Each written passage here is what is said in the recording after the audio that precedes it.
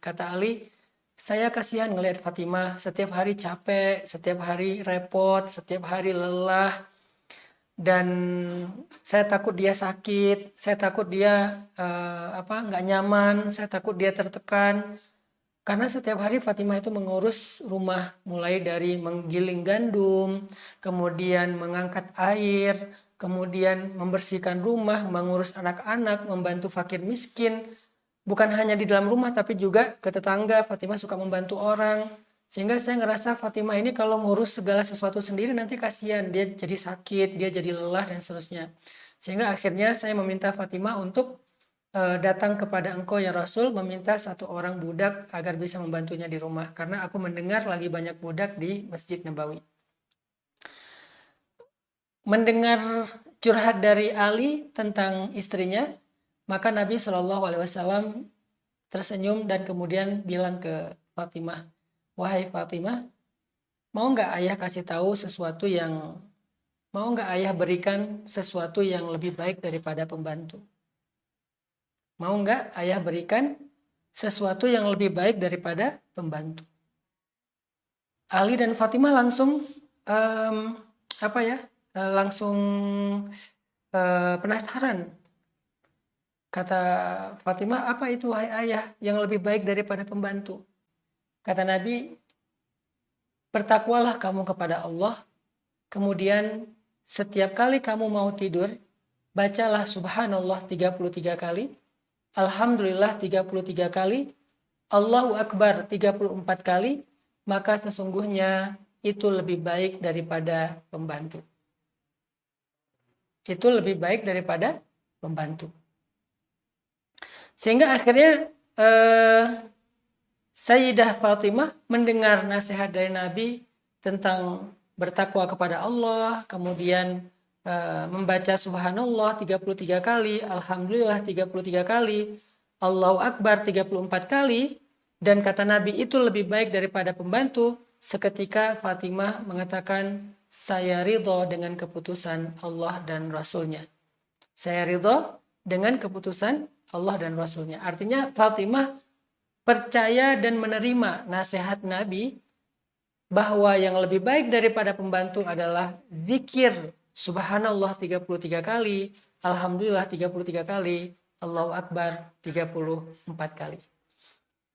Teman-teman, apa kira-kira pelajaran dari kisah Sayyidah Fatimah ini? Akhir-akhir ini kita banyak sekali mendengar orang yang tertekan ya secara mental. Ada yang tingkat yang paling ringannya mungkin stres. Tapi stres ini kalau dibiarin bisa sampai ke level depresi. Dan depresi biasanya sampai berujung dengan bunuh diri, na'udzubillahi min dzalik. Dan ketika saya coba baca-baca beberapa berita tentang data orang yang mengalami stres atau tertekan, terutama di kota-kota besar, tapi juga sekarang udah menyebar ya, bukan hanya kota-kota besar, tapi juga di pedesaan. Orang yang stres itu rata-rata ya karena dia mengalami semacam perubahan-perubahan yang cukup signifikan dan ekstrim dalam kesehariannya. Misalnya yang tadinya punya pembantu, tiba-tiba pembantunya pulang, tiba-tiba pembantunya berhenti, tiba-tiba pembantunya pindah kerjaan. Akhirnya kita sebagai seorang ibu rumah tangga stres untuk mikirin masak, mikirin nyuci, mikirin ngurus anak, mikirin bersih-bersih rumah, itu bisa bikin stres. Atau orang yang kerja, misalnya tadinya dia kerja dengan atasan yang cukup memberikan ruang buat dia untuk ekspresi, untuk improve, tiba-tiba atasannya galak, strict, dan cukup kaku misalnya, sehingga dia jadi stres. Atau mungkin bukan atasannya, tapi lebih ke teman kerjanya yang bikin dia ngerasa nggak nyaman, akhirnya stres. Atau kita pulang kerja, tiba-tiba macet, dan itu kita biasanya nggak semacet itu, tapi tiba-tiba macet banget, akhirnya stres. Gitu juga kemarin kejadian yang seorang bapak, seorang ayah membunuh putrinya, menyakiti istrinya sampai menyiksa istrinya sampai koma. Itu kan salah satu di antara contoh-contoh orang yang mengalami tekanan sampai membuat dia secara mental itu mengalami stres. Nah, Mungkin ini relate ya dengan kisah Fatimah, karena apa yang dialami oleh Fatimah itu adalah sesuatu yang cukup membebaninya dalam keseharian. Walaupun kita nggak mengatakan Sayyidah Fatimah stres, tapi kalau lelah ya, kalau capek ya, kalau terbeban ya, kalau repot benar. Cuman eh, wajar kalau Sayyidah Fatimah berharap ada yang bisa bantu beliau di rumahnya. Itu juga yang kita harapin dalam keseharian kita. Mungkin teman-teman anak muda stres karena tiba-tiba dapat banyak sekali PR, banyak sekali tugas, banyak sekali deadline, banyak sekali kerjaan. Ketika kita stres, semua kita mencari solusi. Solusi-solusi yang menurut kita tuh kayak bisa ngeringanin beban kita. Solusi yang bisa meringankan ya beban pikiran, beban tenaga, beban waktu, beban pekerjaan. Kita mencari solusi seperti itu. Dan itu juga yang dicari oleh Sayyidah Fatimah. Itu juga yang dicari oleh Sayyidah Fatimah. Sayyidah Fatimah mencari solusi untuk meringankan bebannya, dan itu adalah usulan dari suaminya juga, yaitu Ali bin Abi Thalib, yang bisa meringankan beban pekerjaan di rumah tangganya, meringankan tenaganya, meringankan pikirannya, meringankan repotnya. Itu yang dicari oleh Sayyidah Fatimah. Tapi tahu nggak? Ternyata Nabi tidak memberikan solusi itu.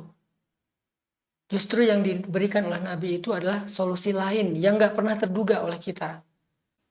Kita berpikir solusi apa yang bisa meringankan saya? Ternyata teman-teman, solusi yang diberikan Nabi itu adalah zikrullah, zikir. Solusi yang diberikan Nabi itu adalah zikir, bukan mesin cuci, bukan blender, bukan dispenser, bukan pembantu yang atau asisten rumah tangga yang expert. Yang diberikan oleh Nabi itu adalah zikir. Kenapa?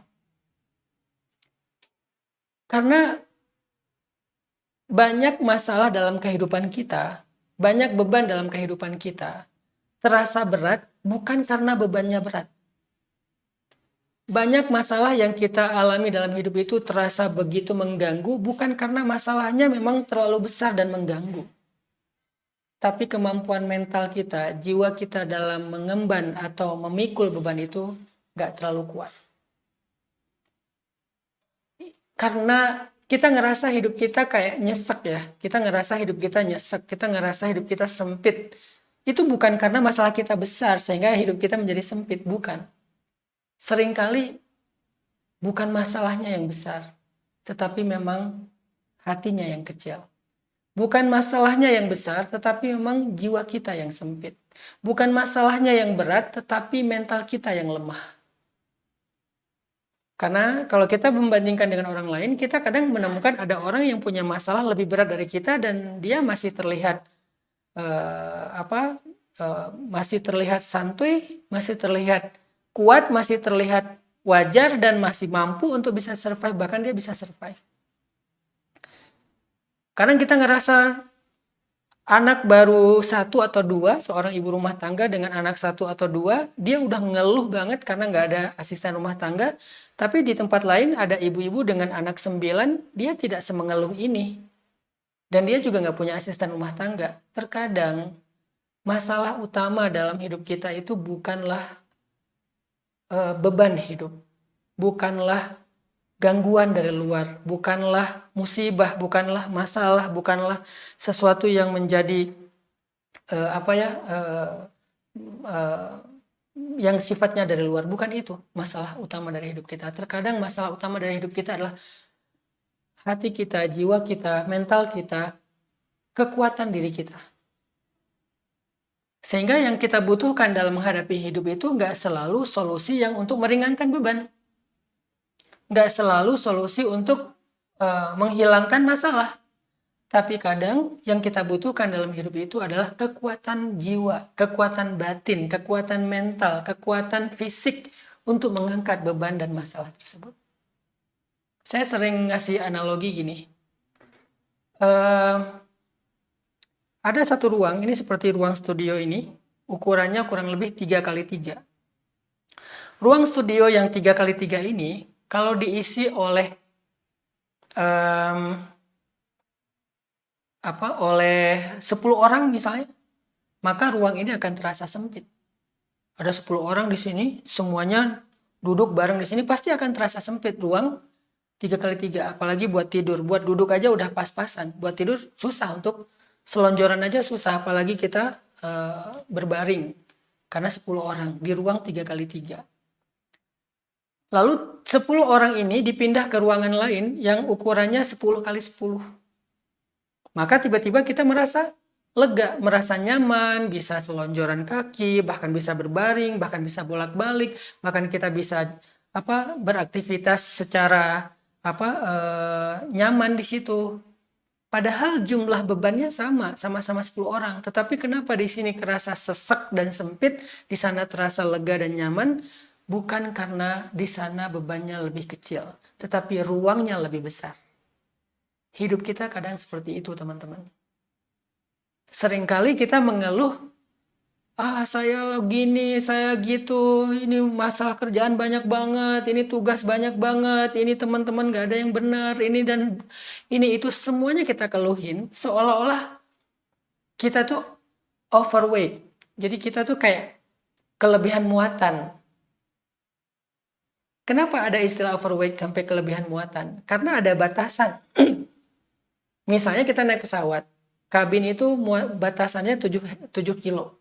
Begitu kita isi 8 kilo, maka itu akan lebih 1 kilo. Kenapa? Karena batasannya 7 kilo.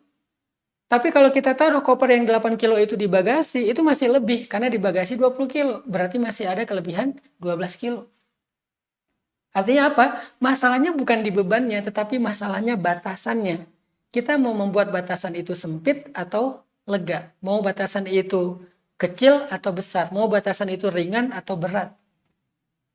Hidup kita kadang kayak gitu. Jadi kayak Nabi paham banget bahwa masalah Sayyidah Fatimah itu bukan di pekerjaan rumah aja. Walaupun itu sesuatu yang mungkin agak merepotkan. Tetapi masih wajar lah. Justru masalah Sayyidah Fatimah itu adalah kekuatan mental dalam menghadapi beban hidup. Kekuatan jiwa dalam menghadapi amanah rumah tangga. Itunya yang harus ditambah. Kekuatannya harus ditambah, kebesaran hatinya yang harus diperbesar, kelapangan dadanya yang harus diperluas, kesiapan dan kekuatan mentalnya yang harus dikuatin lagi gitu, sehingga akhirnya beban yang sama tadi bisa terasa lebih ringan.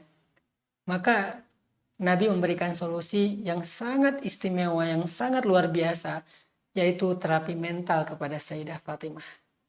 Bukan solusi teknis, bukan solusi yang kita bayangin untuk meringankan beban hidup, tetapi terapi mental. Ini nih luar biasa loh.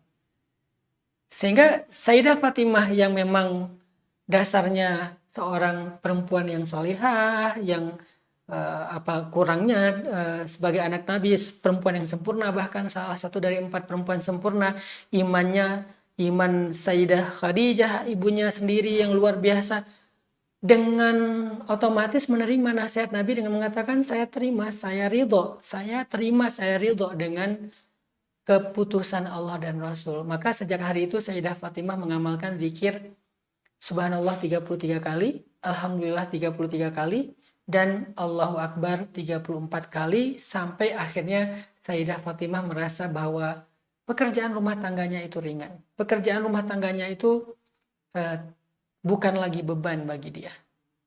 Kok bisa? Kok bisa zikir itu menjadi sebuah kekuatan mental bagi Sayyidah Fatimah? Itulah kenapa Allah mengatakan, Qad aflaha man zakkaha. Sungguh beruntung orang yang membersihkan jiwa. Bagaimana membersihkan jiwa? Salah satunya dengan zikir. Ala bidzikrillah tatmainnul qulub. Bukankah dengan zikir kepada Allah hati menjadi tenang? Hati menjadi tenang itu sebuah kondisi ketika jiwa seseorang itu dalam keadaan nyaman, dalam keadaan baik, maka hatinya menjadi tenang. Sehingga orang yang ahli zikir, dengan zikir yang benar, dengan zikir yang dimaknai, difahami, dihayati, dia paham betul maksud dari kalimat subhanallah, alhamdulillah, Allahu Akbar itu, dia ngerti banget maksudnya, maka itu akan menguatkan jiwanya. Kalau jiwanya sudah kuat, jiwanya sudah bersih, jiwanya sudah lurus, jiwanya sudah lapang, maka beban hidup itu akan terasa ringan. Kok bisa? Subhanallah, alhamdulillah, Allahu Akbar itu bisa membersihkan jiwa dan membuat beban hidup jadi ringan. Ini sederhananya aja ya, saya ringkas deh karena pembahasan ini panjang banget. Subhanallah itu adalah sebuah tasbih. Tasbih itu maknanya tanzih. Jadi subhanallah itu tanzih. Kita bersihin segala macam prasangka kita kepada Allah. Itu subhanallah. Bahwa hidup kita ini tidak ada yang apa ya, yang salah dari Allah. Bahwa takdir kita itu nggak ada yang salah, bahwa nasib kita itu nggak ada yang salah, bahwa hidup kita itu nggak ada yang kurang dari Allah. Allah selalu memberikan yang cukup buat kebutuhan kita. Allah selalu memberikan yang terbaik buat kita. Kita bersihin dulu nih prasangka kita terhadap Allah dengan subhanallah, maha suci Allah. Arti suci itu Allah maha terpelihara dari yang buruk, terpelihara dari salah mengambil keputusan, terpelihara dari memberikan takdir yang tidak baik untuk kita. Nggak mungkin, Allah maha bersih, maha suci dari semua itu. Dibersihin dengan 33 kali tanzih, tasbih, purifikasi, menjernihkan pikiran tentang Allah dari prasangka, zunun. Makanya ketika sahabat mulai khawatir dalam serangan musuh, mereka merasa kayak sendiri, nggak ada pertolongan dari siapa-siapa. Allah menyebutnya dengan istilah watadzunnuna billahi dzunun, dan kalian berprasangka kepada Allah dengan prasangka-prasangka yang nggak benar. Sehingga Allah menasihati mereka, menyuruh mereka membersihkan prasangka mereka. Itu ada dalam kalimat subhanallah. Ngerti nggak kita maksudnya? Jangan-jangan kita mengucapkan subhanallah sebagai ritual saja dan kita nggak ngerti, makanya tidak menguatkan jiwa. Kemudian alhamdulillah. Alhamdulillah itu adalah grateful, merasa apa ya? Merasa paling beruntung, berterima kasih, bersyukur terhadap kebaikan Allah. Itu arti alhamdulillah. Artinya alhamdulillah itu sebuah ungkapan dalam jiwa seseorang bahwa dia merasa beruntung. Allah baik banget. Allah selama ini udah ngasih saya banyak nikmat. Kita ingat nikmat-nikmat Allah lewat alhamdulillah 33 kali itu. Nggak apa-apa, yang keingat aja. Allah udah ngasih ini, Allah udah ngasih itu, Allah udah ngasih ini, Allah udah ngasih itu. Allah baik banget, Allah sangat peduli kepada saya. Allah yang baik-baik dimunculkan. Makanya saya pernah bilang tazkiyah itu ada dua arti. Yang pertama tathhir, yang kedua tanmiyah. Pertama pembersihan, yang kedua penumbuhan, diisi. Pembersihan dari yang buruk-buruk tentang Allah, kemudian ditumbuhkan yang baik-baik tentang Allah. Dan memang harusnya seperti itu. Sehingga alhamdulillah itu adalah sebuah ungkapan ketika seseorang ngerasa dapat kebaikan. Allah itu baik banget, Allah begini. Ketika kita mulai ingat nikmat Allah, fabi ayyi ala'i rabbikuma tukadziban, dalam zikir alhamdulillah, kita ngerasa diri kita beruntung. Yang terakhir ditutup dengan Allahu Akbar. Allahu Akbar itu artinya Allah maha besar, yang lain semuanya kecil. Allah maha kuasa, yang lain tidak ada yang berkuasa. Allah maha mampu, yang lain gak ada yang mampu. Segala sesuatu di tangan Allah pasti bisa. Ini semacam sebuah membangun optimisme, membangun keyakinan, membangun kepercayaan, membangun hope, harapan. Sehingga orang yang punya harapan, punya keyakinan, punya kepercayaan, punya pegangan, punya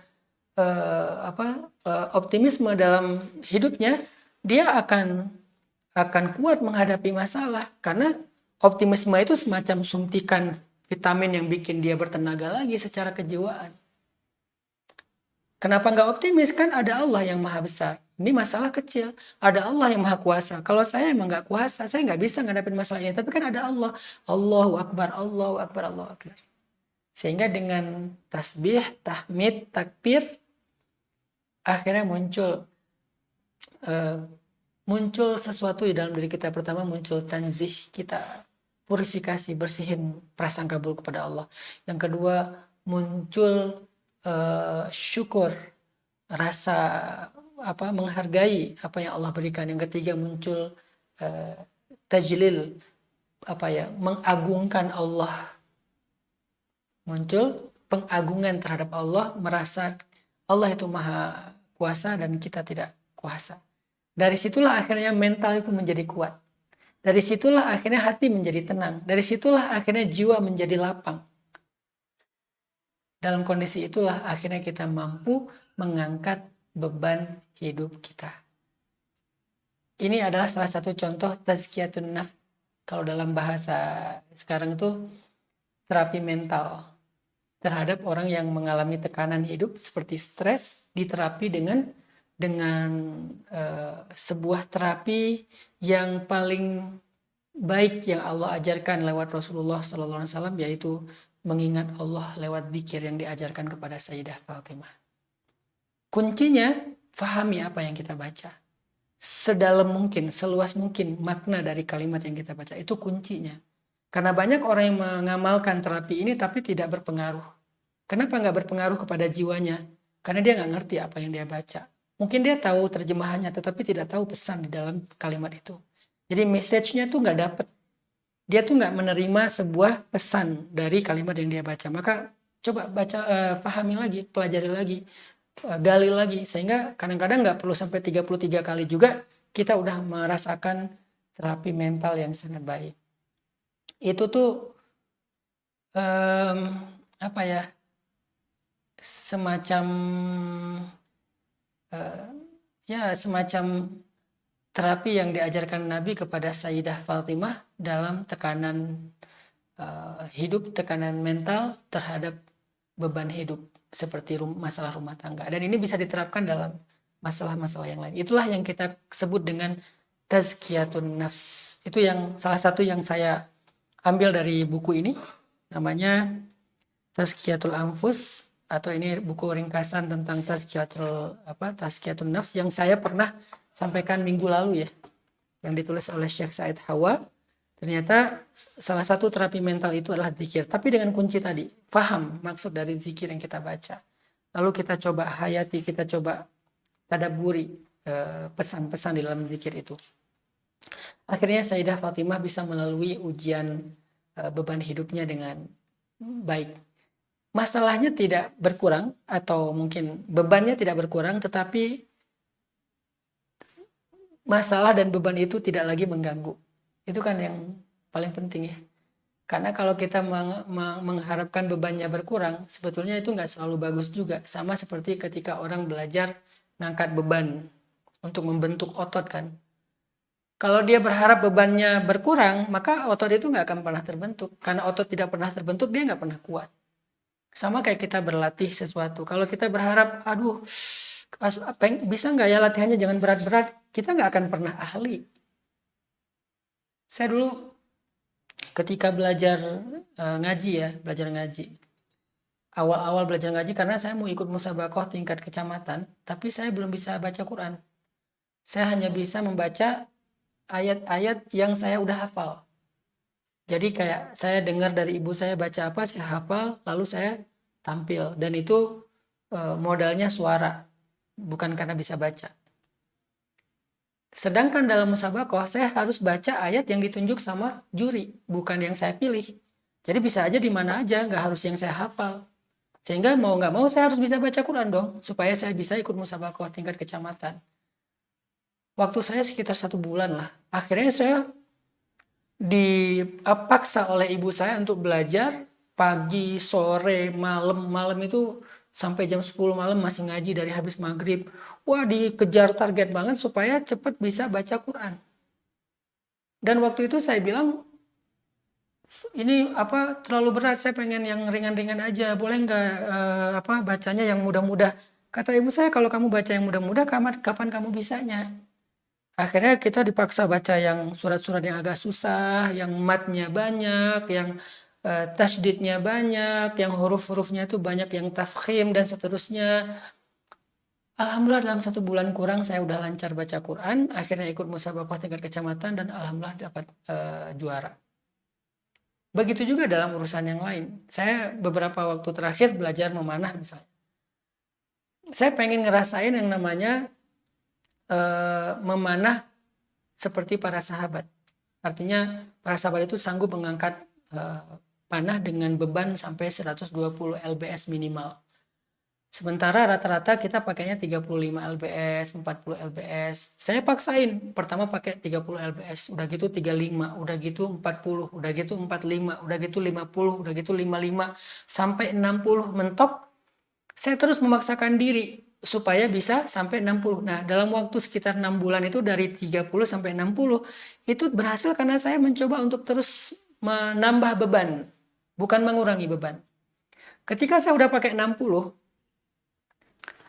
tiba-tiba saya malas memanah ya. Biasanya udah pakai 60, 60 itu biasanya sekitar 100 shot ya, 100 shot.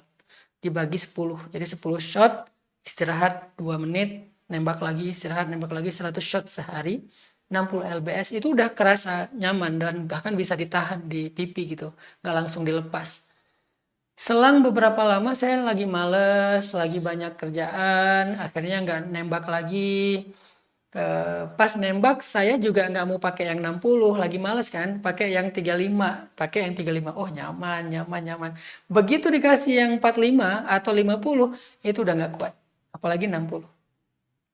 Hidup seperti itu, teman-teman. Nggak selalu solusi yang kita butuhin itu adalah berkurangnya beban. Karena berkurangnya beban kadang nggak baik untuk kita, membuat kita lemah, membuat kita nggak lagi memiliki kemampuan, skill, membuat kita jadi downgrade gara-gara beban yang berkurang. Yang kita butuhin kadang-kadang bukan beban yang berkurang, tetapi kekuatan yang bertambah. Kemampuan yang bertambah. Sehingga dengan kekuatan bertambah, beban yang tadi terasa ringan buat kita.